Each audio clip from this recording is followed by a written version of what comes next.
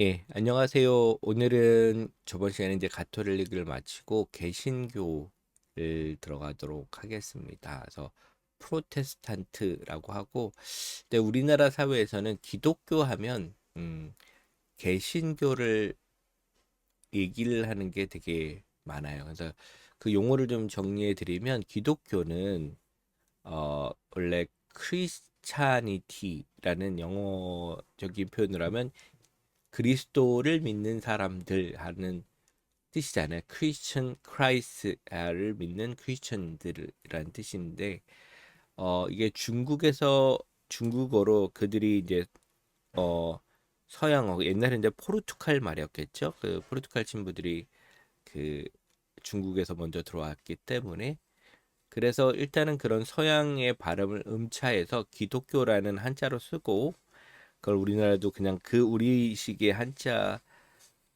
도금 그러니까 읽은 소리를 그냥 기독교라고 해서 쓰는 말이죠. 그래서 기독교라는 말은 보통 가톨릭을 포함한 모든 기독교 그러니까 그리스도를 믿는 사람들에 대한 명칭입니다. 그렇기 때문에 이거는 가톨릭과 오늘 하게 될 개신교를 다 포함하는 말인데 우리나라에서만 독특하게 그 크리스찬 혹은 그 기독교인 하면 개신교를 특정하는 단어로 바뀐 것 같습니다. 여러분이 좀 엄밀하게 구별하시면 개신교도라고 하는 게 더 맞을 것 같고 저도 얘기하면 저도 이제 개신교도입니다.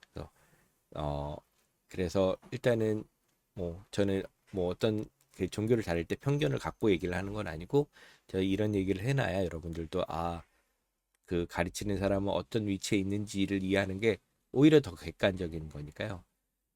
그래서 이제 개신교 얘기를 해보도록 하겠습니다. 그래서 그 가톨릭이 여러 가지 문제들이 많았고 수많은 오욕의 역사들도 있고 황제가 가진 정치적인 갈등들, 왕가의 갈등들, 그다음에 교회 내부에서의 부패함 이런 것 때문에 개신교가 탄생했다는 거 여러분이 다 잘 아실 것 같고요. 그다음에 그 이 개신교 가톨릭도 마찬가지지만 개신교도 이렇게 짧은 이야기로 어떤 문제를 설명을 할 수는 없어요. 그래서 인터뷰도 어떤 아주 중요한 어, 핵심적인 내용만 다루고 거기 이 기독교 그러니까 개신교를 설명하기 위해서 필요한 역사나 이런 것들은 거의 생략됐다고 보시면 됩니다. 그래서 제가 설명에서 그 인터뷰 위에 설명하는 부분에서 그런 게 있긴 하지만 많이 부족합니다. 그래서 다 설명을 할 수는 없었다는 점 여러분이 좀 이해를 해주시면 좋을 것 같아요. 그다음에 우리나라에서 개신교가 미치는 영향이 되게 커요. 가톨릭보다도 개신교가 더 큰데 그 이유는 뭐냐면 개신교 사람들이 더 목소리가 큰 것 같아요. 어떤 상황에 따라서. 그다음에 우리나라의 근대화, 그러니까 그 우리 한국 전쟁 이후에 그 우리 그 한국 사회가 엄청나게 빠르게 발전할 때 그 가운데 그 발전과 함께 같이 커갔던 게 아마 개신교 같아요. 그래서 어떻게 보면 우리 사회에서 목소리가 컸던 것도 사실인 것 같아서 그거에 대한 이제 여러 가지 이제 문제점도 지금 많이 나오고 있죠. 그래서 그 여러분 이제 개신교를 이해하는 방식도 사실 우리나라의 근현대사와 같이 공부를 하면 더 도움이 되긴 하는데 그걸 다루기에는 범위가 너무 넓어서 다룰 수는 없을 것 같습니다. 그래서 이제 오늘은 이제 가톨릭 이후에 개신교에 대해서 배우도록 하는데 제가 그 인터뷰로 섭외했던 교수님은 한동대와 그 여러 곳에서 지금 수업을 하고 계시는 이제 김광현 교수님인데요. 그 특히 이제 김광현 교수님은 에라스무스 연구원이라고 이제 철학이나 기독교와 관련된 학문 전체를 다루고 많은 책들을 쓰고 혹은 번역하는 연구 공동체입니다. 여기서 열심히 일하시고 계시고 기독교 문화, 상담 심리 이런 것들을 전공하셨고 그다음에 이제 박사는 그 기독교와 관련된 철학을 하셨습니다. 그래서 종교 철학을 하셨고 특히 이제 제가 되게 좋아하는 철학자인 알랭 바듀를 쓰셨고 이 기독교의 종교의 문제를 알랭 바디우랑 여러분 아마 많이 들어보셨고요. 그 히틀러를 암살하기 위해서 그 모의를 하고 그를 실천에 옮기려고 하다가 그 나치의 감옥소에 그 감옥에 갔고 거기서 그 그 히틀러가 죽기 전에 그 뭐죠 그 감옥에서 생을 마감했던 그 유명한 디트리 본 헤퍼라는 목사님 신학자가 있는데 그 보네퍼의 신학을 연결해서 박사학위를 받으셨고요. 다양한 글도 쓰시고 책도 내고 계십니다. 그래서 철학 강의도 하시고 그래서 이분한테 얘기 드렸던 거는 단순히 그 기독교에 대한 뻔한 얘기보다는 좀 더 심오한 얘기를 듣기 위해서 이 교수님께 부탁을 드렸습니다. 그래서 짧은 인터뷰예요. 네, 짧은 인터뷰지만 아주 중요한 문제 이제까지 듣기 어려웠던 얘기들을 해주시니까요. 예, 그 인터뷰를 먼저 듣고 저희 이제 수업을 진행하도록 하겠습니다. 그럼 인터뷰를 먼저 들으실게요.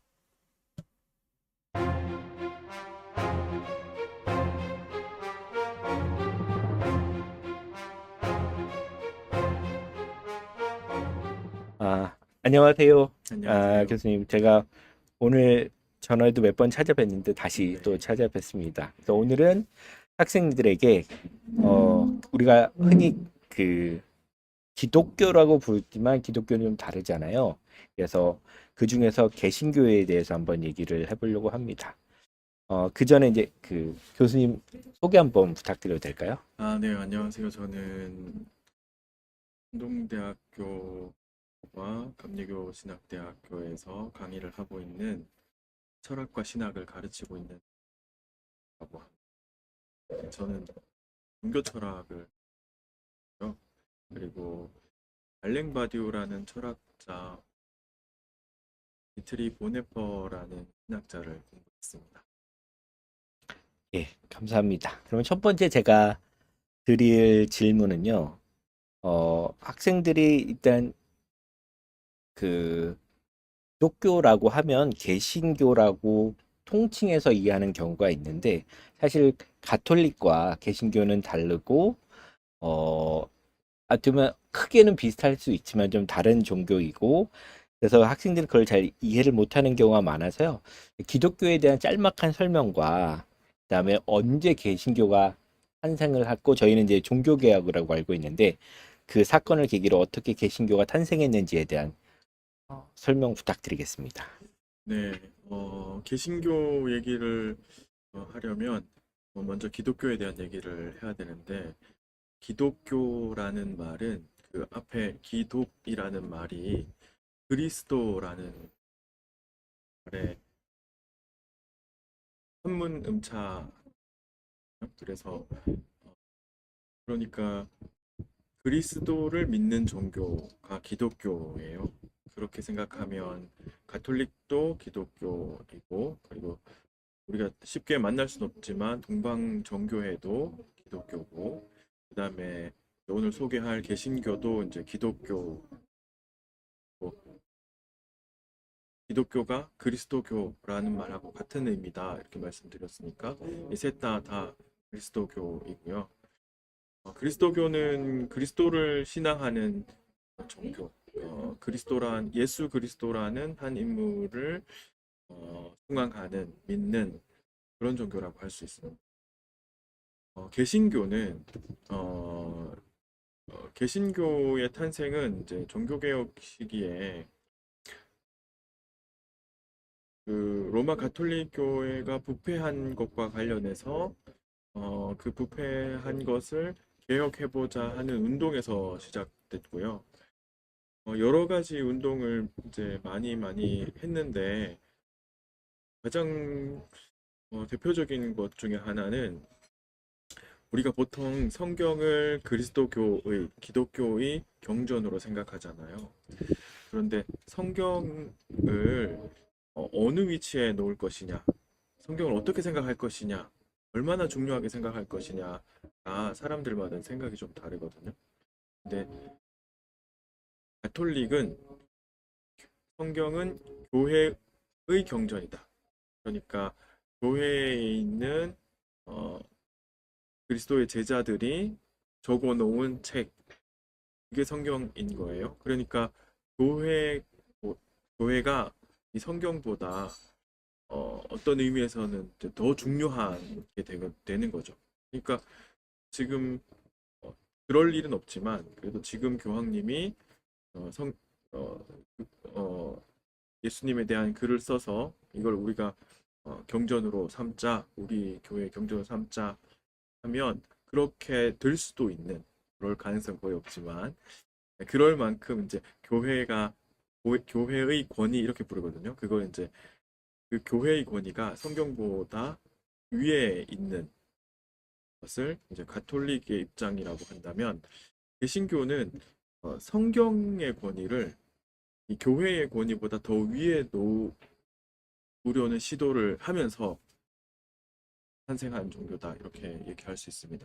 물론 이제 그 당시에는 가톨릭 교회가 부패했기 때문에 그 부패한 것을 극복하고 개혁하려는 노력으로 이제 시작되긴 했지만 어, 원리상으로는 이 두 가지 차이가 중요한 차이다, 이렇게 말씀드릴 수 있을 것 같아요. 예. 저 두 번째 질문은요. 그 약간 지금 많은 갈등을 빚고 있는 종교들이 있습니다. 그래서 유대교는 이슬람과도 많은 그 지정학적인 문제로 지금도 싸우고 있고, 근데 이 뿌리와 관계들이 사실은 기독교와 관련이 있고 또 개신교와도 관련이 있는데요. 그래서 이 종교들과 어떤 뿌리를 같이 하고 어떻게 다른지에 대한 좀 설명을 부탁드리겠습니다. 네, 그 유대교와, 그러니까 이스라엘 사람들을 중심으로 민족의 종교죠. 유대교와 그다음에 이슬람과 기독교는 아까 제가 기독교는 그리스도교라고 했는데 이 세 종교는 이제 그리스도 이전에 아주 아주 옛날, 그러니까 구약 성경에 등장하는 인물 아브라함을 이제 따르는 종교예요. 그래서 아브라함 종교다, 이 세 종교를 아브라함 종교다 이렇게 부르기도 합니다. 그런데 이제 차이점은 예수라는 한 인물을 그 아브라함 종교를 믿는 사람들 중에서 예수를 어떻게 생각할 것이냐 하는 것에서 이제 차이가, 그, 그 유대교와 이슬람교와 기독교는 아브라함 종교라고 불려요. 왜 그러냐 하면 이 세 종교의 그 오랜 역사를 거슬러 올라가면 아브라함이 있거든요. 근데 이 생 종교가 차이가 나는 것은 아브라함으로 시작했지만 유대교는 아브라함으로 시작해서 예수까지는 받아들이지 않는, 그러니까 우리가 보통 성경책에 구약 이렇게 불려지는 이제 히브리 경전이죠. 히브리 성서라고 부르는데 유대인들은 그 구약만 받아들이는 종교고요. 그리고 이슬람은 마호메트에 의해서 네, 꾸란이라는 새로운 경전이 등장하고 그 경전 속에 하나님이 말씀하셨다고 생각해서, 그래서 그 경전을 중심으로 이제 신앙을 하는 종교라고 할 수 있고, 기독교는 예수의 탄생 이후에 이제 예수를 숭앙하고 예수의 십자가와 부활을 믿고, 그리고 그 예수의 행적과 그 제자들이 믿음에 관해서 설명한 이제 보통 개신교에서는 신약 성경이라고 부르는 그 부분, 이 부분을 자신들의 경전으로 받아들이는 종교, 이게 기독교라고 할 수 있습니다. 그래서 세 종교 모두 아브라함으로 시작했지만 그 이후에 자신이 믿는 바가 자신들이 가지고 있는 경전을 중심으로 해서 서로 다른 것을 갖고 있다, 이렇게 얘기하죠. 예, 일단은 세 번째 질문을 좀 드리려고 하는데요. 어, 많은 사람들이 한국 사회를 돌이켜 보면 특히 개신교와 관련돼서 되게 부정적인 뉴스를 좀 많이 듣거나 보게 되는데요. 그래서 하지만 그래도 개신교가 현대 사회에서 미치는 좋은 영향도 있고 그 중요한 역할도 있을 것 같은데 그런 의미에서 변증이라면 변증일 수도 있겠지만 네. 기독교에 대한 어떤 사회적 역할에 대해서 한번 얘기를 부탁드리겠습니다. 참 이게 제가 개신교인이지만 개신교 입장에서 현대 개신교를 보고 개신교를 옹호하는 말을 하기가 참 어려운 것 같아요. 제가 봐도 문제점도 많고 곳곳에 썩어 있는 것들이 있고 왜 저렇게까지 하지? 저게 우리가 믿는 바가 아닌데 이런 경우도 있고 그래서 참 어려운데 이 어려움이 어떻게 시작됐을까를 좀 생각해 보면 이거는 개신교 자체가 가지고 있는 어떻게 보면 장점이고 어떻게 보면 단점이에요. 뭐냐 하면 어, 가톨릭은 하나의 체계를 가지고 있어요. 그죠? 교황님을 중심으로 해서 로마를 중심으로 해서 하나의 전 세계의 가톨릭 교회는 딱 하나의 교회거든요. 근데 개신교는 사실 하나의 교회가 아니에요. 그러니까 서로 다른 교회예요. 서로가. 그러니까 종교개혁자들이 종교개혁을 하면서 사실은 개인의 종교를 만든 거고 내가 스스로 성경을 읽을 수 있다. 그리고 내가 스스로 성경책을 해석할 수 있다라는 아주 놀랍고 급진적인 주장을 내세웠어요. 그러다 보니까 개신교회는 누구나 다 나 개신교 나 목사 받을래. 그러면 모여가지고 안수 주고 나 교단 만들래. 교단 만들고 나 이 교단에서 나올래. 새로운 교단 만들래. 그럼 새로운 교단이 생기고 그리고 난 저 교단은 나는 우리 같은 것을 믿는다고 생각하지 않아. 저 교단 난 이단이라고 할래. 이렇게 할 수가 있게 되는 거죠. 조금 비유적으로 설명하자면 가톨릭 교회는 하나의 브랜드를 가지고 있는 체인이 같고 개신교는 자영업자들이에요. 그러니까 서로 다른 식당을 차리고 있는 거예요. 그러니까 여러분들이 조금 왜 저거 이상한 목사님 나와가지고 왜 이상한 짓을 하나? 왜 저거 못하게 안 하지? 못하게 할 수 있는 장치가 없어요. 왜냐하면 서로 다른 교회거든. 그러니까 개신교회라는 것 자체가 다양한 교회들이 공존하도록 만들어진 교회인 콜릭하고 다르게. 그래서 생기는 문제점이다. 어, 한 가지 그냥 그런 의미에서 제가 변호를 한다면 개신교 목사님들 혹은 교회들을 우리가 TV에 나오는 교회나 목사님들이 좀 안 좋은 분들이 TV에 잘 등장하지만 실제로는 그렇지 않은 분들도 많다. 생각하는 것보다 훨씬 많고 그리고 아주 아주 좋은 목사님들 또 아주 아주 좋은 교회 이렇게 좋은 교회가 있단 말이야.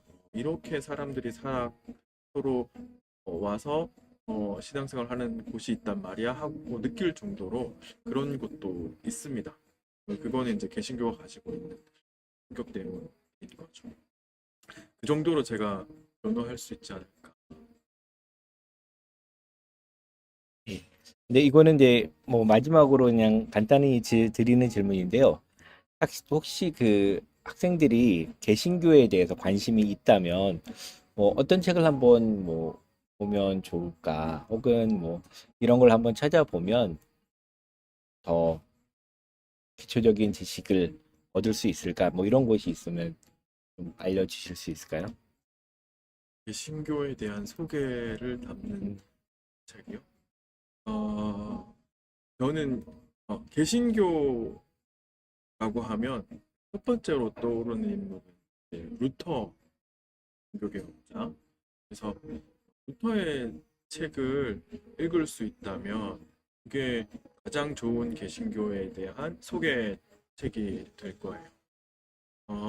얼마 전에 이제 새롭게 번역된 책이 있는데 루터의 3대 논문이 실린 책이거든요.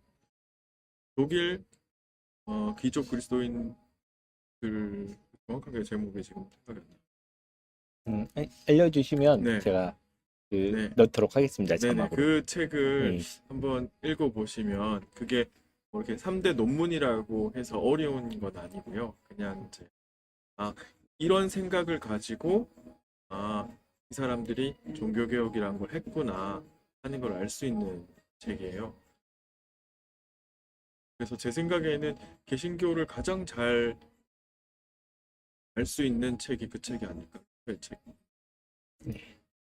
예, 감사합니다. 그래서 이렇게 어려운 얘기들을 더 쉽게 풀어주셔서 감사합니다.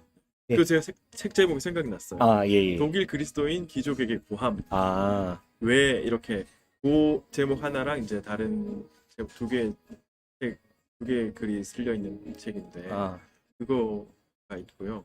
그리고 제가 하나 더 얘기하고 싶은 게 개신교가 그 많은 지금 한국 사회에서 개신교가 욕을 되게 많이 먹잖아요. 근데 그 개신교가 우리나라에 전파되면서 가장 먼저 했던 것 중에 하나가 학교 세우는 거고 병원을 세우는 거였어요. 그래서 우리나라의 좋은 학교들, 그 좋은 병원들 중에 개신교 선교사들이 와서 세운 학교와 교회들이 있거든요. 그 전통이 지금도 살아 있어서 이것도 제가 들은 거긴 하지만 이제 사회복지 하시는 분에게 들은 얘기인데 우리나라의 그 사회복지 시설의 한 70% 정도가 개신교 재단이라고 하더라고요. 그러니까 교회에 이렇게 교회가 사회복지 시설을 이제 만들어서 도움이 필요한 사람들을 돕고 혹은 어린 아이들을 돌보고 하는 걸 해온 거죠. 그러니까 사람들에게 많이 알려져 있지 않지만 개신교가 한국 사회에 그래도 좋은 역할을 하고 있는 점도 분명히 있다. 물론 욕을 먹을 만한 부분도 있다고 생각합니다. 네. 뭐 좋은 부분도 있다. 그렇게 생각해 주시면 좋을 것 같습니다. 네. 아이고, 긴 시간 감사합니다. 네, 네, 수고하셨습니다. 네, 네. 감사합니다.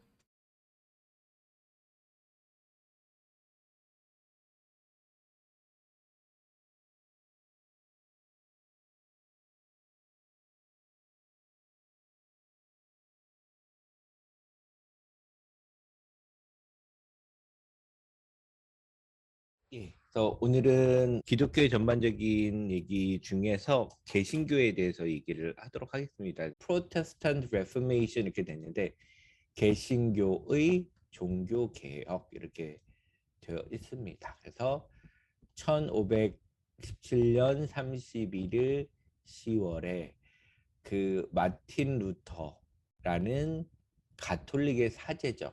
계시를 했어요. 뭐냐면 95개의 반박물, 시스라고 하는데 반박물을 게시를 하고 이 행위는 챌린지는 도전한 거예요. 뭐냐면 모든 기독교 세계에 도전을 하게 된 겁니다. 그래서 그 여러 가지 그 구교, 그 다음에 가톨릭이 갖고 있던 문제점을 지적했고, 그 다음에 제가 전에 얘기 들었던 것처럼 분명히 면죄부를 비롯한 많은 사회적 문제를 가지고 있었고 교황은 황제와 더불어서 여러 가지를 문제를 일으켰던 이 사회고 사실 중서의 유럽 사회의 문제는 대부분 황제와 교황의 관계에서 일어난 문제들이 되게 많습니다. 그때 얘기했던 십자군 전쟁부터 이렇게 되겠죠. 원정부터. 그래서 그 500년 후에 그 여기서는 이제 개신교에서 만들었으니까 그의 가르침을 지금 칭송한다 이렇게 되어 있습니다.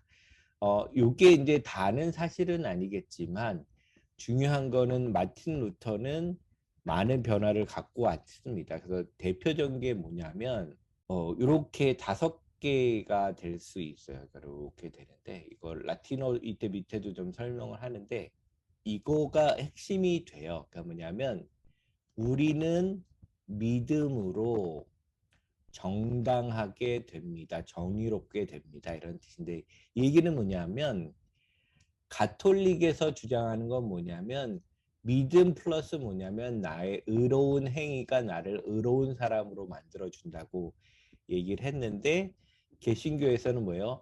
믿음으로 되는 거예요. 그러니까 행위랑은 나의 행위랑은 상관이 없어요. 뭐냐면 믿음 그 자체로만 충분하고 그 다음에 뭐야? 우리가 믿음으로 정의로운 사람 됐기 때문에 그에 맞게 정의로운 행동을 하는 거지. 의로운 행동을 하는 거지. 우리가 의로운 행동을 해서 우리가 의인이 되는 건 아니다라고 얘기를 하고요. 그다음에 두 번째는 뭐냐면 이전에는 한 개인이 있으면 우리가 신한테 도달할 수 있는 방법은 중간에 누가 껴있냐면 예, 사제와 같은 성직자를 통해서 신학에 갈 수 있었다면 개신교는 뭐냐면 우리는 이런 중간의 단계가 필요 없이 직접 신에게 기도할 수 있고 신과 만날 수 있다고 주장을 했어요. 그래서 뭐냐면 성직자라는 것이 불필요하고 개인이 직접 신과 만날 수 있다라고 얘기를 해서 그게 원래 성경과 원래 그 기독교 교회가 갖고 있는 뭐 특권이라고 생각을 했어요. 근데 문제는 뭐냐면 그러면 개신교에는 이런 사제라는 계급이 없느냐? 사실은 또 존재해요. 이게 재밌는 거는.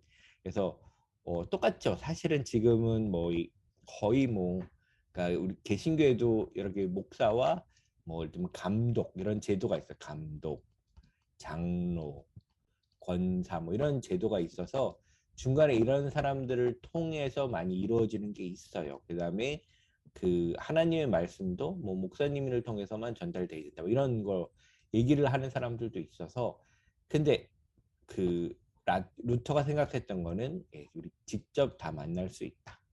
그다음에 세 번째는 우리는 모두 성경을 가질 수 있다라고 생각을 했어요.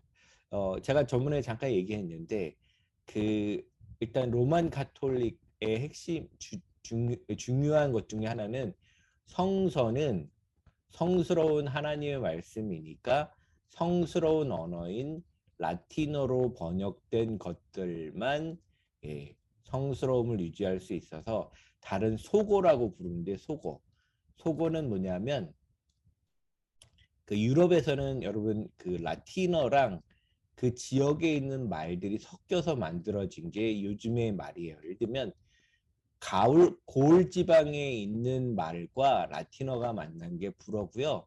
그다음에 이베리아 반도에 있는 소고와 만나서 생겨난 말은 스페인어고 그다음에 그 저기 뭐죠? 그게 영국에 건너가서 섞인 게 영어가 되어 있어요. 그래서 라틴어와 소고가 있는데 소고는 그래서 라틴어보다는 열등하다고 생각을 해서 이걸로 번역을 하면 안 됐어요. 그래서 문맹도 너무 많고 라틴어를 할 수 있는 건 학자들뿐이 없었기 때문에 성경은 성직자들의 전유물이었습니다. 근데 루터는 아까도 얘기했지만 우리는 직접 신과 만나야 되기 때문에 루터가 성경을 번역을 했어요. 하나님 말씀을 민중의 언어로 바꾸고 그 다음에 뭐가 있었냐면요. 그 당시 여러분도 알겠지만 구텐베르크가 인쇄술을 발명을 해서 값싸게 여러분 옛날에 성경이 옛날에는 뭐냐면 다 손으로 옮겨 써야 돼요. 그림도 그래서 이 성경 한 권을 필사하는데 손으로 써서 만들고 그림을 그려서 완성하죠. 그 다음에 옛날에는 종이가 너무 약했고 사용하기 힘들어서 양피, 그죠? 양의 가죽을 얇게 펴가지고 말려서 만든 양피를 써서 썼어요. 그래서 성경 한 권을 완성하는데 현재 우리나라 기준으로 그 환산을 해보면 한 1억 원 정도가 된대. 성경 한 권에. 그러니까 거의 뭐 이게 조금 작은 뭐 전원의 집 한 채 정도 가격이 있어야 성경을 할 수가 있는 거죠. 근데 어떻게 돼요? 인쇄술의 기술의 발달과 그 다음에 루터가 성경을 도구로 번역을 해서 모든 사람이 성경 한 권들은 웬만하면 가질 수 있게 되었다라고 봐서 이게 중요한 역할이 됩니다.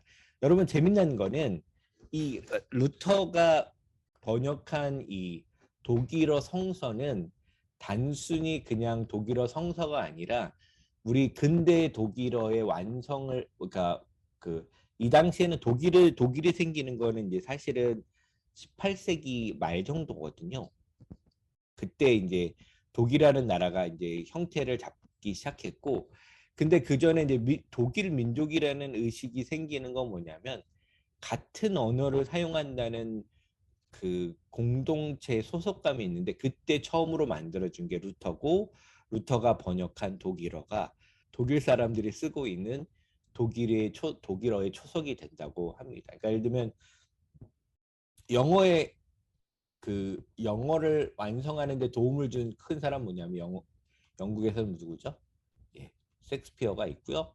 그다음에 이탈리아는 단테 같은 사람이 예, 라틴어로 쓰지 않고 저기 속어인 이탈리아로 써서 이탈리아어가 완성이 되는데 큰 영향을 미쳐요. 그래서 독일어가 그런 영향을 미쳤고요. 그다음에 여러분 알겠지만 가톨릭의 미사곡을 들어보면 단성음을 많이 써요. 단성. 그러니까 폴리폰이라고 하는 다성이 들어온 지는 얼마 안 됐어요. 왜냐하면 음악이라는 것 자체의 복잡함이나 이런 것들은 가톨릭을 좀 싫어했고, 그다음에 개신교는 음악을 써서 실제로 집이나 교회에서 불러도 된다고 생각을 했어요. 하나님의 말씀을 뭐 전달을 해야 된다 이렇게 생각을 했습니다. 그다음에 뭐 교리문답 같은 걸 썼어요. 교리문답이 뭐냐면 성경이 되게 복잡하고 맞아. 엄청나게 몇천 페이지가 되는 책이기 때문에 그거를 쉽게 할 수 있도록 교리문답을 해서 실제로 이게 교육이 될 수 있도록 도움을 줬습니다. 사실은 성경이 여러분 66권이라는 방대한 책으로 되어 있는데 그걸 다 읽고 이해하고 하는 사람은 많지 않아요. 그래서 사실 이제 카톨릭에서도 사제들이나 학자들만이 이거에 대한 전반적인 이해를 할 수 있었는데 그걸 간략하게 해서 모든 사람들이 배우고 가르칠 수 있게 했던 게 루터의 역할이 됩니다. 루터의 생각을 이렇게 5개로 할 수 있는데 이게 뭐냐면 영어로는 justification인데 이게 의롭게 된다라는 뜻의 정의론인데 그게 뭐죠? 믿음으로 의롭게 된다. 그다음에 성스럽게 된다. 믿음으로. 그다음에 그 은혜로만 된다. 은혜로가 뭐냐면 우리는 행위나 이런 게 아니라 신의 은혜로만 우리는 구원을 받는다.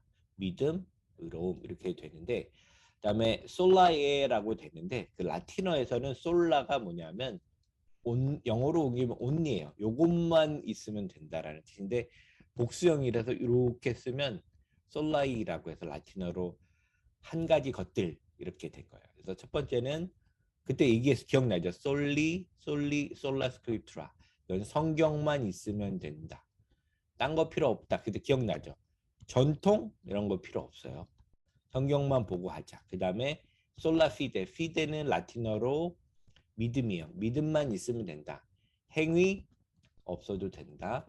솔라 그라치아. 그래서 은혜만 있으면 된다. 이것도 필요 없다. 신의 은혜만 있으면 된다.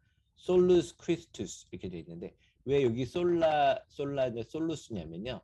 라틴어는 그 중성 뭐 남성 중성 여성이라는 여러분 독일어나 프랑스어 같은 거 하면 배울 때 짜증나는 게 뭐냐면 얘는 단어마다 성이 있어요. 라틴어, 그리스어도 다 있죠. 그래서 얘는 여성인데 크리스투스는 그리스도죠. 그리스도는 남성이니까 솔루스 이렇게 쓰는데 그 그리스도만 있으면 된다. 그 다음에 솔리데오 글로리아라면은 요거는 또 역격이에요. 투라는 말이에요. 누구에게. 그 신에게 데우스는 신이거든요. 요거에 그 누구누구에라는 게 데우인데 하나님에게만 영광을 한다. 이렇게 5개로 그 루터가 생각했던 신앙의 핵심이라고 보시면 됩니다. 그래서 종교개혁에서 우리가 또 하나 중요하게 봐야 되는 인물이 있는데 그게 뭐냐면 그 옛날에 저희가 배울 때는 칼빈 이렇게 배웠는데 그 우리나라 문법 체계가 많이 바뀌면서 외국어 표시과 원어를 존중해 주게 돼서 이를 깔뱅이라고 발음을 하는데 깔뱅이죠. 깔뱅은 뭐냐면 프랑스, 스위스에서 종교개혁, 그러니까 루터 이후에 종교개혁을 계속했던 사람인데 왜 깔뱅을 소개하냐면 아주 중요한 신학적 원리를 이 사람이 더하게 돼요. 개신교에. 하나는 첫 번째는 성경의 해석을 리터럴 하다는 말은 말 그대로라는 뜻이에요. 말 그대로.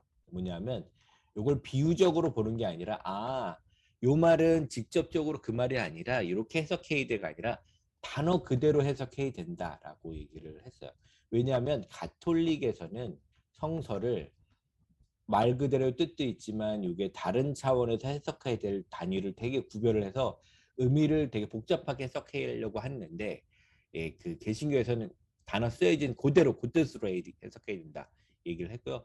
두 번 이게 빨간색으로 된 게 중요한 게 뭐냐면 구원 예정설이라고 부를 때 이게 뭐냐면 구원은 정해져 있다라는 뜻이에요. 이게 되게 극단적인 차원인데 뭐냐면 내가 믿건 안 믿건 상관없이 뭐야? 너의 구원은 태초부터 미리 정해져 있다라는 뜻이에요. 이따가도 얘기하겠지만 이게 엄청나게 중요한 갈등의 요소이기도 해요. 근데 우리나라 같은 경우에는 이제 장로교 뭐 이런 데서는 이런 걸 믿는 거죠. 그러니까 완전히 옛날부터 정해져 있기 때문에 우리가 뭘 하도 상관없이 결정이 되어 있다. 그다음에 믿음은 어떻게 보이냐? 그러면 누가 그 믿음이 있는지 보이냐면 믿음으로 우리가 구원을 받지는 못하지만 저 사람 잘 사는 거 보니까 믿음이 있는 거구나라고 유추할 수 있다라는 얘기가 되고요. 그다음에 기독교 그 종교개혁 운동을 확장시킨 역할을 한 것도 깔뱅이라고 합니다.